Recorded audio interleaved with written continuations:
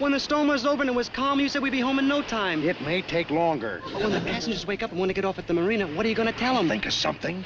How are we going to get home? Look at those holes. 7 people, a 3-hour tour, and a shipwreck that lasted decades. Were aboard the small sightseeing boat, the SS Minnow, when she sailed last Tuesday from Honolulu Harbor for a 3-hour island cruise. We all know the theme song by heart, but beneath the slapstick comedy and bamboo gadgets lies a fascinating, sometimes uncomfortable reflection of 60s America. From secret Cold War subtext and class warfare to the lost pilot that almost changed television history. Now hear this. There's been a slight change in our plans. That's right, folks. Instead of dropping you off at the marina, we brought you right here to this very spot. The SS Minnow carried much more than just a bumbling crew. However, some characters had to be changed, and some episodes got stranded on the cutting room floor. Do you think they made it or got banned?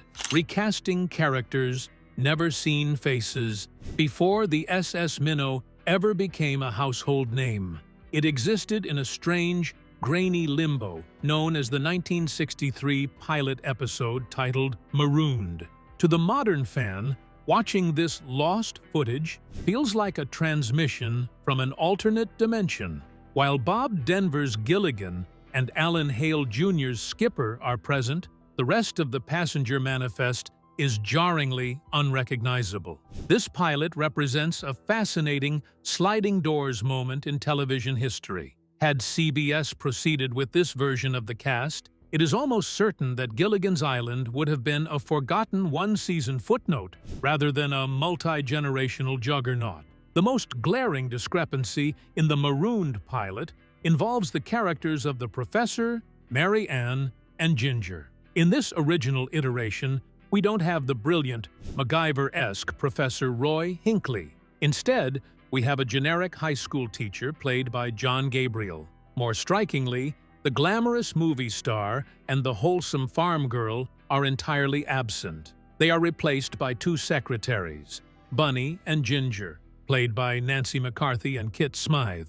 These characters were written as quintessential 60s working girls, interchangeable, somewhat cynical, and lacking the distinct mythic weight that the final cast eventually provided.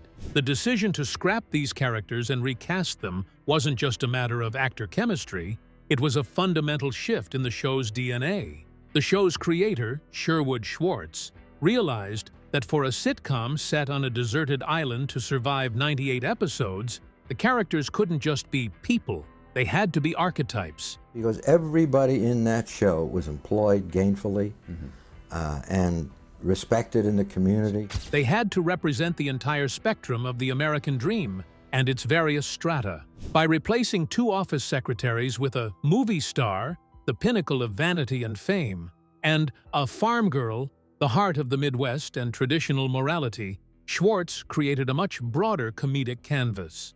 Upgrading the high school teacher to a high-level research scientist, the Professor allowed the show to lean into the era's obsession with technology and the space race, giving the cast a brain that could theoretically solve any problem except the one that kept the show on the air. The production of the pilot itself was a chaotic affair. Filmed on location in Hawaii, before the show moved to the much more controlled environment of the CBS Radford Studios in Studio City, the shoot was plagued by bad weather and technical difficulties. Interestingly, the iconic theme song we all hum today didn't exist yet.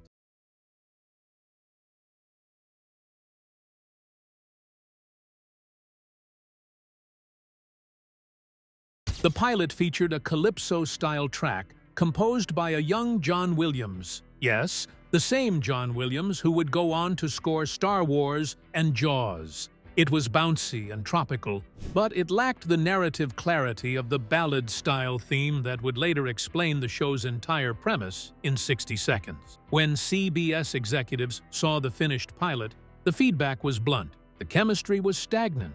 The secretary trope didn't provide enough friction against the wealthy, elitist Howells. The network demanded a freshening of the cast, leading to the hiring of Tina Louise, Dawn Wells, and Russell Johnson.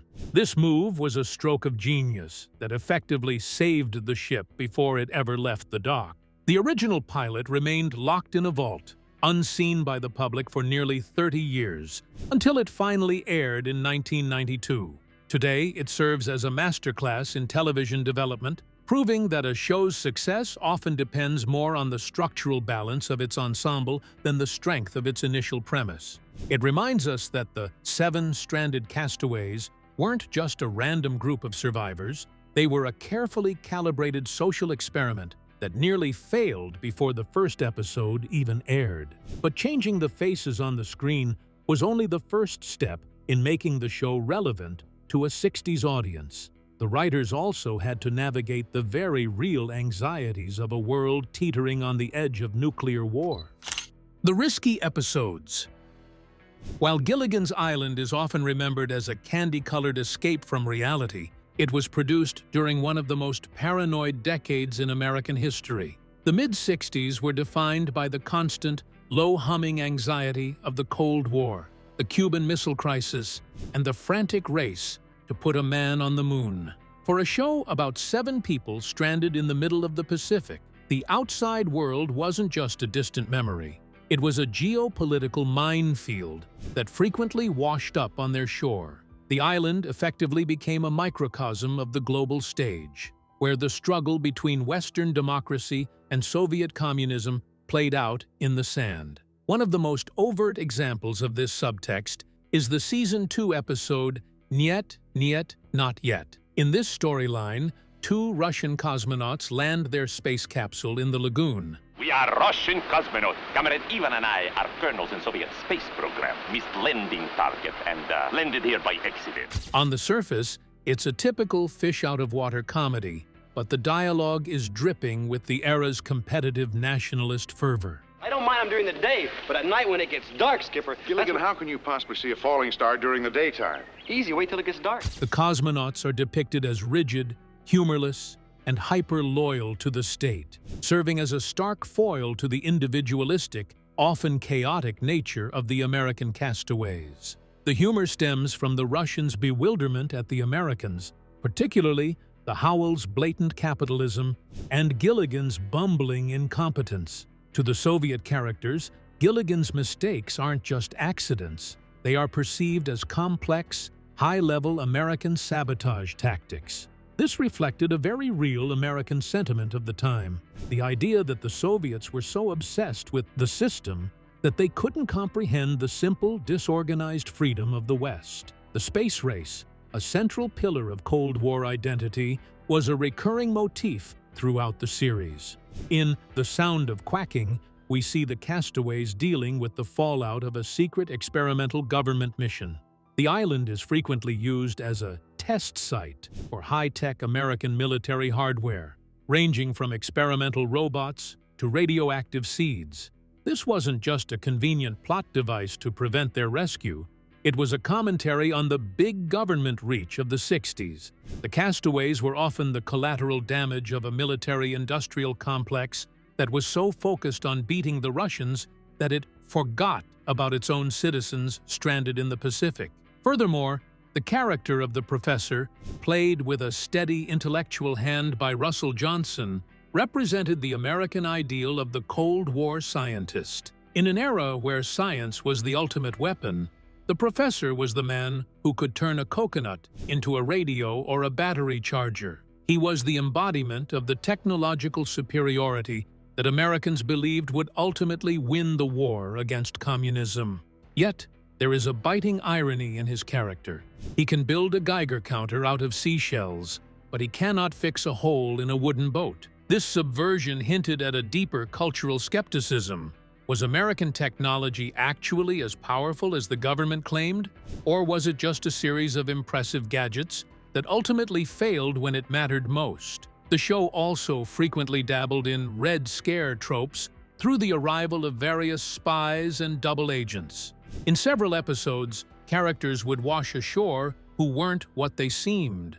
Foreign operatives looking to steal American secrets or use the island as a strategic outpost. The tension in these episodes usually revolved around the castaways' inherent trust versus the spies' inherent deception. This reinforced the good versus evil binary that dominated 60s television, where the American way of life, represented by the diverse group of castaways, was constantly under threat from shadowy foreign influences. Interestingly, the show's creator, Sherwood Schwartz, always maintained that the island was meant to be a social microcosm. If you look at the Cold War episodes through that lens, the island isn't just a tropical getaway. It's a neutral territory where the ideologies of the 20th century come to clash. The fact that the castaways always managed to outsmart the sophisticated Soviet technology using nothing but their wits and local resources was a powerful, if subtle, piece of pro-Western propaganda. It suggested that the American spirit, rooted in family and community, even a found family of strangers, was more resilient than any rigid political machine. Even the episodes involving the robot or the satellite touched on the fear of automation and the dehumanization of the nuclear age. As the castaways struggled to maintain their humanity in the face of these cold, metallic intruders, the audience at home was grappling with the same fears in their own lives. Gilligan's Island managed to take the most terrifying concepts of the 60s, nuclear fallout, orbital spying, and communist infiltration, and wrapped them in a layer of slapstick that made the unthinkable digestible for a Saturday night audience. It was escapism, yes, but it was escapism that never fully took its eyes off the horizon where the mushroom clouds might appear. But the Cold War wasn't the only foreign threat the castaways faced. They also had to contend with the show's deeply flawed and stereotypical portrayals of the Pacific's indigenous people. The racial stereotypes. While Gilligan's Island was busy navigating the geopolitical tensions of the Cold War, it was simultaneously leaning into some of the most regressive tropes of 60s television. To understand the cultural friction of the show, one must look at how it handled the others, the various groups of indigenous Pacific Islanders who periodically invaded the castaways' sanctuary. These depictions are perhaps the most dated aspect of the series, serving as a stark reminder of a time when Hollywood's lens on non-Western cultures was filtered through a thick layer of colonialist fantasy and caricature. The natives of Gilligan's Island were almost never portrayed as nuanced human beings with their own sovereign society. Instead, they were treated as a monolithic plot device, the headhunters. In the world of the show, any island not inhabited by the SS Minnow crew was presumably crawling with spear-wielding, mask-wearing warriors whose primary motivations were either human sacrifice or kidnapping the white goddesses, Ginger and Mary Ann. This trope was a staple of 1930s adventure serials, and by the mid-60s, it had become a lazy shorthand for danger. The show relied on the audience's inherent fear of the primitive, a sentiment deeply rooted in the Western subconscious of the era. Perhaps the most problematic element was the casting. Despite the show's setting in the South Pacific, a region rich with diverse Polynesian, Melanesian, and Micronesian cultures, actual actors of Pacific Islander descent were rarely, if ever, seen in significant roles. Instead, the production followed the standard industry practice of the time, casting white or Latin American actors in brownface. Guest stars like Vito Scotti, or even more established character actors, would be slathered in dark makeup, donned in synthetic grass skirts, and directed to speak in unga-bunga gibberish or broken English. This wasn't just a lack of representation, it was a total erasure of the actual people who lived in the region where the show was theoretically set. In episodes like Waiting for Watubi or Voodoo, the show explored the mystical and superstitious nature of the natives. These storylines often revolved around a castaway, usually Gilligan, accidentally offending a local deity or being mistaken for a god himself.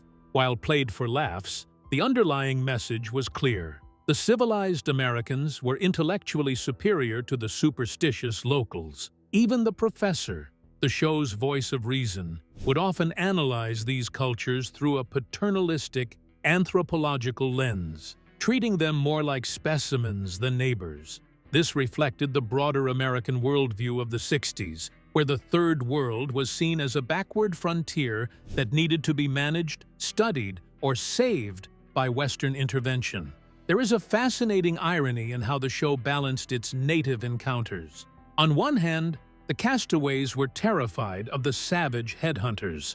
On the other hand, the show occasionally introduced civilized outsiders like the Japanese sailor, played by Vito Scotti, or various European eccentrics. The Japanese sailor character, in particular, was a walking collection of World War II-era caricatures, appearing long after the war had ended. These portrayals weren't just culturally insensitive, they were an attempt to freeze time. In the 60s, the world was rapidly decolonizing, and many Pacific nations were moving toward independence. Gilligan's Island, however, preferred to keep the Pacific a playground for 19th-century colonial fantasies where the white explorer was the center of the universe. We also have to look at the gender dynamics within these racialized tropes. Whenever natives appeared, the threat was almost always sexualized. The kidnapping of Ginger or Marianne for the purpose of marriage to a tribal chief was a recurring theme. This damsel in distress trope served two purposes. It reinforced the perceived virility and dominance of the primitive male, while simultaneously reasserting the need for the civilized men, the skipper and the professor, to protect their women. It was a classic yellow peril, or dark continent narrative dressed up in Hawaiian shirts and coconut cream pies. Interestingly, for all the fear the headhunters supposedly inspired, the castaways never actually sought to leave the island to seek help from them. In a real-world survival scenario, a nearby tribe would be a source of trade, knowledge, and potential rescue. On Gilligan's Island, the locals were never a resource. They were only ever an obstacle. This choice solidified the island as a vacuum, a place where the 7 Americans were the only real people. By dehumanizing the indigenous population, the show ensured that the castaways remained the undisputed masters of their tiny domain, even if they couldn't figure out how to patch a boat. Today, these episodes are often cited as the reason why some modern viewers find the show difficult to watch. While the slapstick remains timeless, the native tropes are a window into a world where television was made by a very specific demographic for a very specific audience. The frictions here weren't just between the characters, but between a changing, more globalized reality and a television industry that was still clinging to the comfortable, albeit harmful, stereotypes of the past. It serves as a reminder that the innocence of 60s TV often came at the expense of those who didn't fit the suburban American mold. Yet, the most consistent source of friction on the island wasn't the threat from the outside world. It was the simmering resentment and class warfare happening right inside the bamboo huts. The class struggle, the Howells versus the crew. If the island was a social microcosm, its most volatile element wasn't the volcano in the center of the jungle. It was the rigid, unyielding class structure imported directly from the mainland. At the heart of Gilligan's Island lies a persistent, comedic war between the haves and the have-nots. In Thurston Howell 3 and his wife Lovey, the show presented a caricature of the American elite, the 1% of the 60s, marooned with the very working-class people they would usually only interact with through a service window or a paycheck. This dynamic created a unique brand of friction that poked fun at the absurdity of wealth in a world where currency had lost all its utility. The Howells arrived on the island with trunks full of designer clothes, thousands of dollars in cash, and a sense of entitlement that outweighed the SS Minnow itself.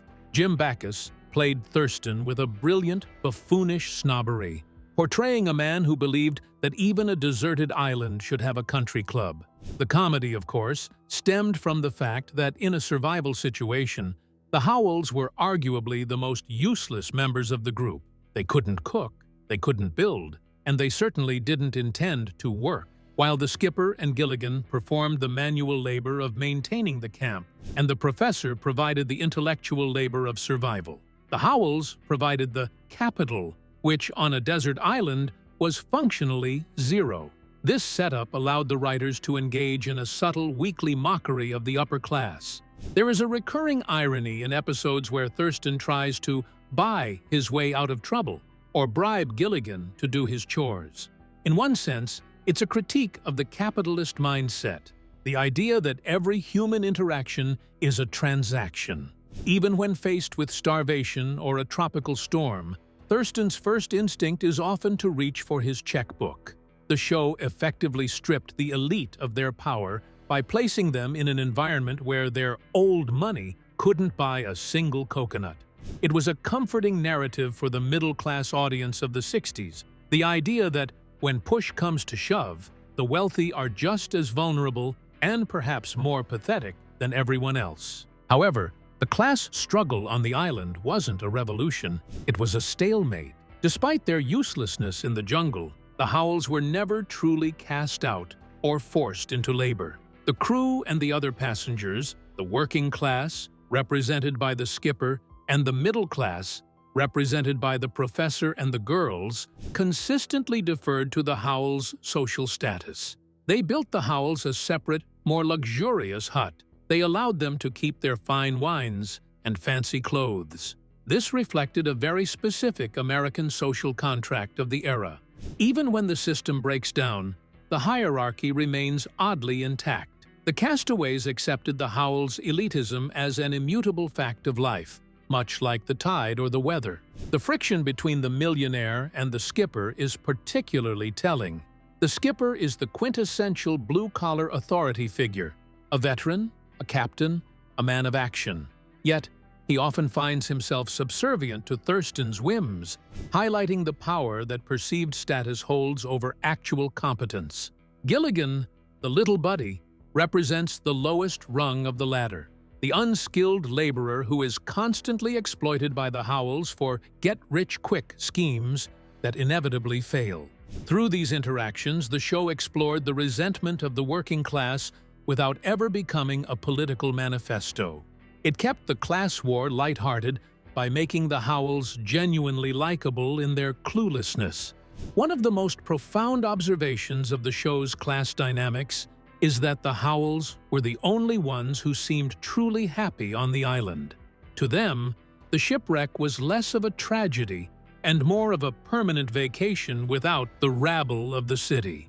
While the others spent every waking hour trying to signal for rescue, the Howells were often seen sipping martinis made from fermented fruit and lounging in their hammocks. This suggested a biting truth about the 1%. The wealthy can be comfortable anywhere because they carry their bubble with them. In the end, the class friction of Gilligan's Island served as a safe way for Americans to laugh at the widening gap between the rich and the poor during a decade of massive social upheaval. By trapping a billionaire and a deckhand on the same strip of sand, the show proved that while money might be the root of all evil, on a deserted island, it's just very expensive kindling. The struggle wasn't about who would lead the island, but about how to maintain the illusion of civilization when the foundations of that civilization, money and status, had completely vanished. While the characters battled for status on the sand, the real-life actors were fighting a different kind of war, the struggle to escape the shadow of the very roles that made them famous.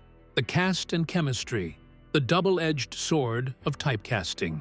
While the 7 stranded castaways looked like a cohesive unit on screen, the real-life actors behind the icons were navigating a professional landscape that was both a blessing and a career-ending curse. The chemistry between the actors was undeniable.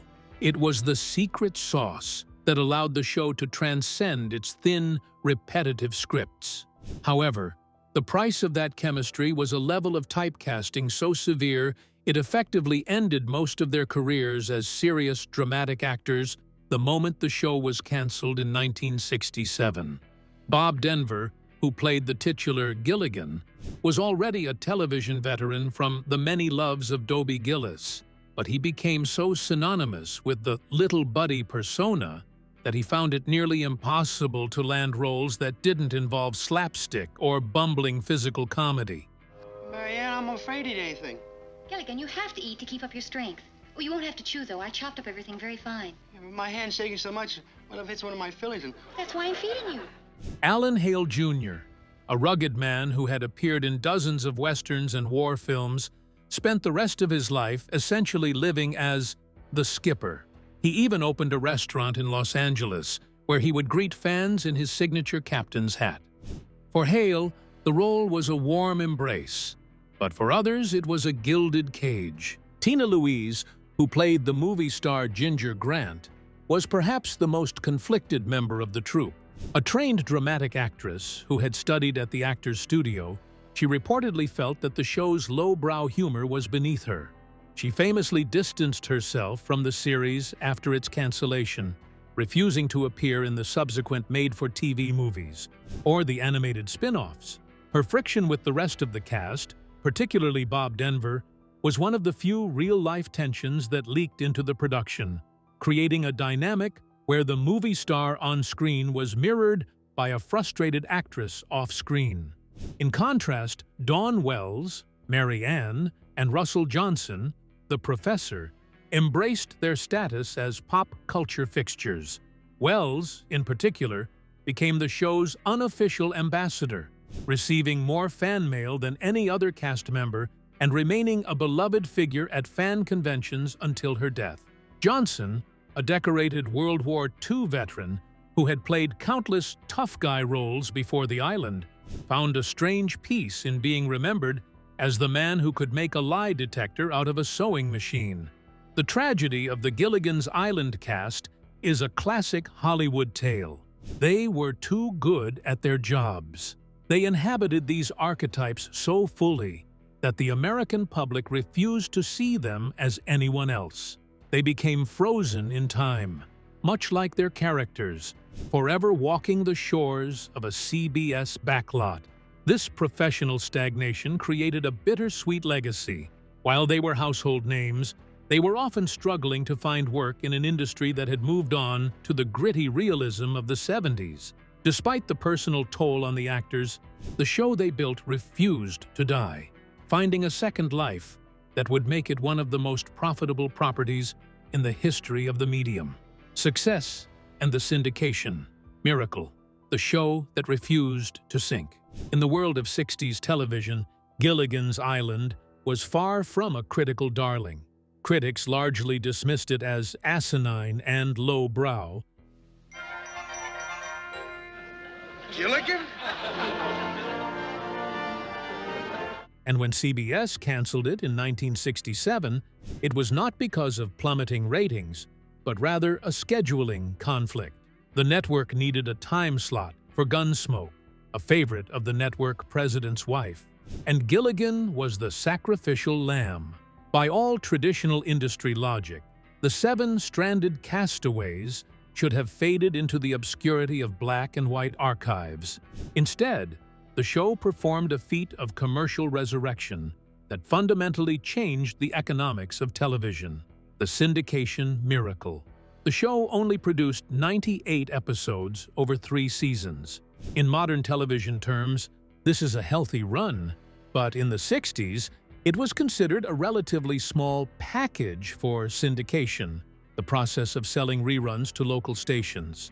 However, because the show's premise was so simple and its slapstick humor so visual, it became the perfect after-school staple.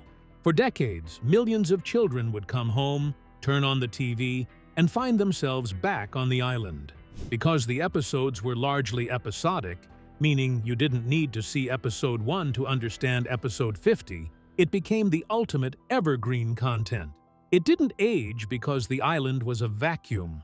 There were no 70s hairstyles or 80s fashion trends to date it. It was just 7 people in a jungle, forever. The financial success of this syndication was astronomical for the studio, but it highlighted a grim reality for the cast. In the 60s, residuals, the payments actors get for reruns, were not the industry standard they are today. The actors were paid for the original airings and a small number of repeats, But as the show began to air thousands of times across the globe in the 70s, 80s, and 90s, the cast saw almost none of that syndication gold. While the show was generating hundreds of millions of dollars in revenue for the rights holders, the millionaire on screen was often doing better than the actors in real life.